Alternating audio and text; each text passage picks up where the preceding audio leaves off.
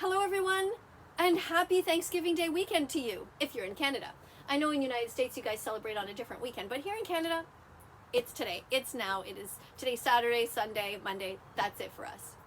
So traditionally here, like in many places, there will be a dead body on the table. And for some reason, many people think that's a good thing. That's how we celebrate how thankful we are. The high holiday of Thanksgiving, as somebody put it to me.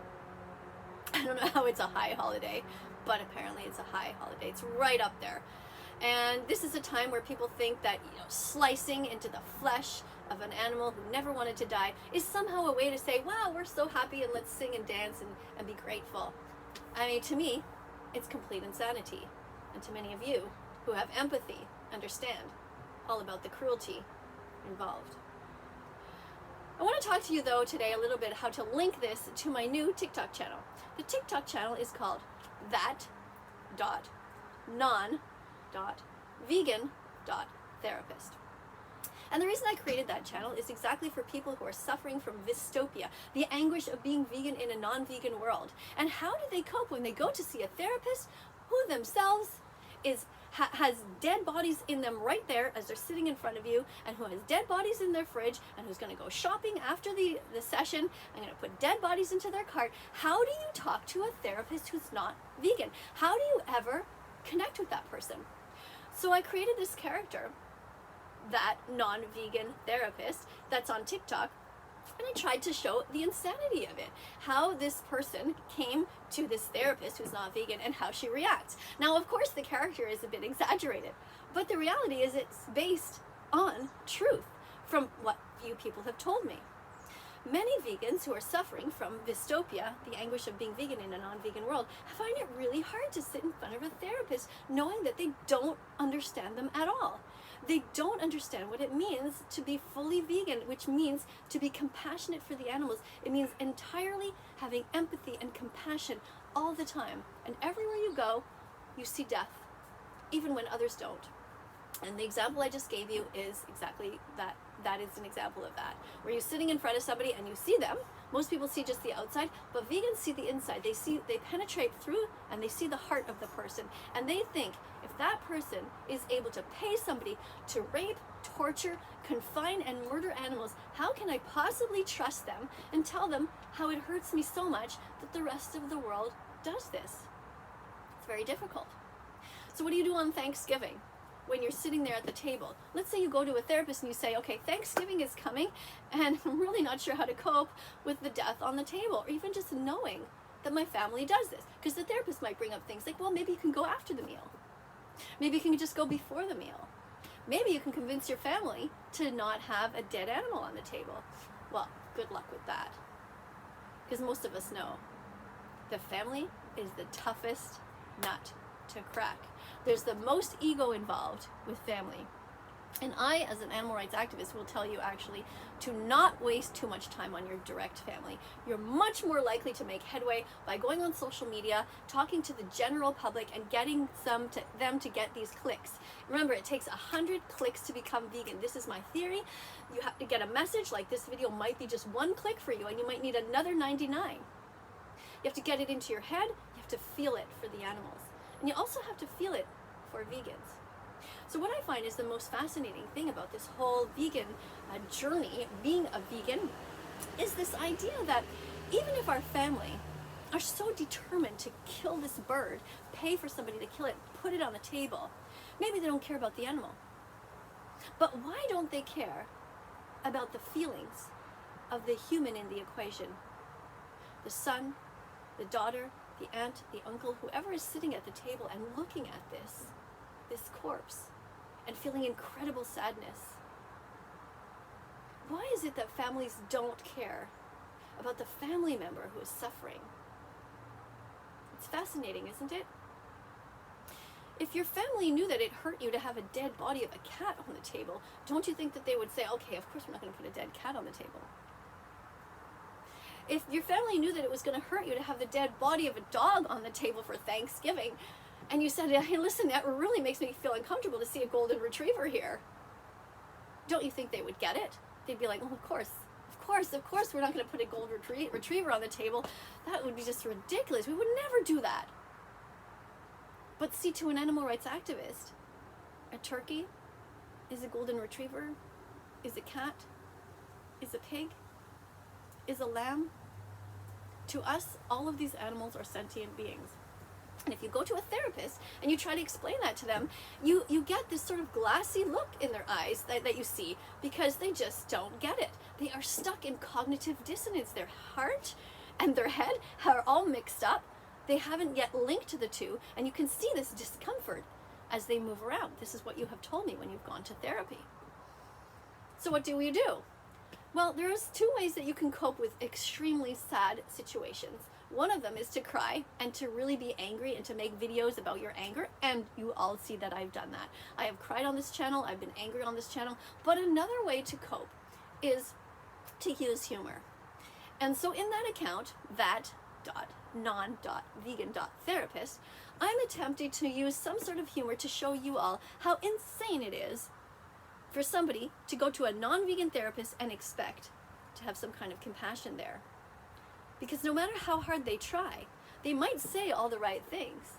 But the reality is you're always wondering in the back of your head, but what are you going to do? What are you going to do after this therapy session? What are you going to put in your shopping cart? What the fuck is in your stomach right now? And you're looking at them and you're picturing their abdomen and you're picturing a dead baby pig in there. That's what bacon is. It's a 6-month-old baby pig. Or you're picturing an egg in there, which comes from a cycle of violence in the egg industry, which is a baby boy chick that is ground up alive. That is why you should never buy eggs and you should never be eating chickens.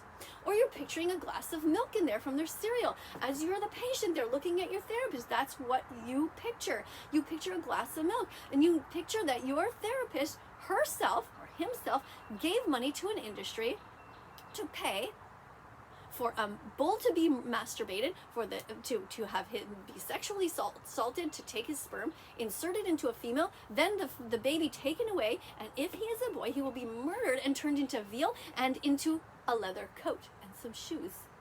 So you're looking at your therapist and you're looking at your therapist's feet and you see leather. And you're looking at your therapist and you're picturing what's inside their body, and it's death everywhere.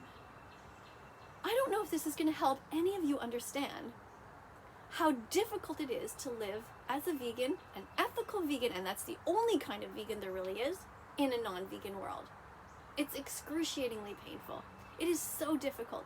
Everywhere you go, you see signs of dead animals. McDonald's, somebody else sees food, we see a dead cow in there.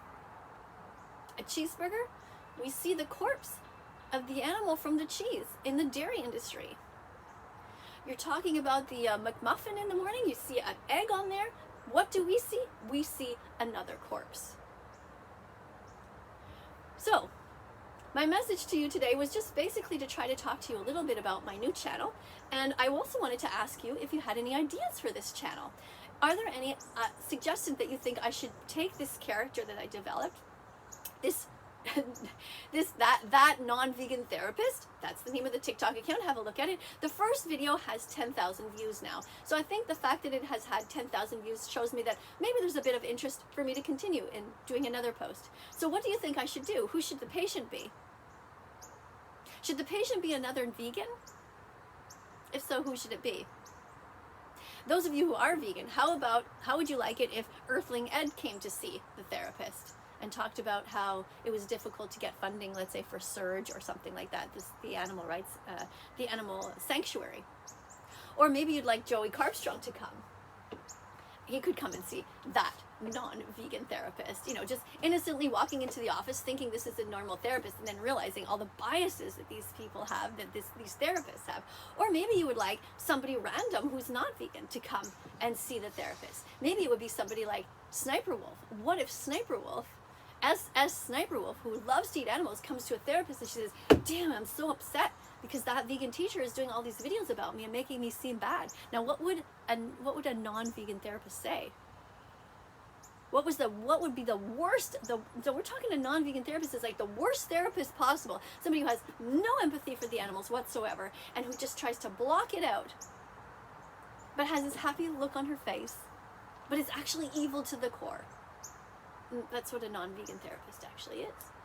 Because they are not only ignorant and like willfully blind, but they are also promoting this continued violence every time they're talking to their patients. They're not even aware of it. If their patient is, let's say, not vegan, and they themselves are not vegan, they're talking about a barbecue, they'll say, oh yeah, what'd you have in the barbecue? Oh, you had steak, so oh yeah, that must have been fun, that must have been a great party. Like, it's completely not even in their realm, their language, their thought process at all, that they are just by talking about these animals as if they are objects, they're promoting this.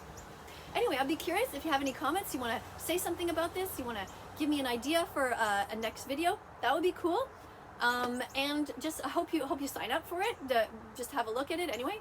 You can subscribe there. Right now there's not that many subscribers. At the time of this video, I think there's 731 or something like that. And you know, if you have any other suggestions, I'm open to them. All right, so I hope you have a great day, and I hope you don't feel too sad on this Thanksgiving, seeing these dead bodies in front of you. You know, you can always abstain. It's true, you can always decide not to go, but I know that there's so much involved in family. It's very complex, and there's only maybe so much that you want to sacrifice of yourself. Don't give in. Don't eat the animals. Make it clear that you are against what's on the table. Do what you can. Do what you can to survive, to stay alive in this horrific non-vegan world that we have right now. And know that you're not alone, that I am thinking about you, I care about you, and I totally understand you. Okay? I'll see you in the next video. Okay? Chin up. Don't forget to think about what you're thankful for. Okay, that is what Thanksgiving is about, by the way. And in case your family forgets, you can still do a little, not a prayer, but just a little quiet time like this where you just think to yourself, okay, what am I thankful for? And just say it. You're grateful for so much. There is so much to be grateful for in this world. Right? See you later.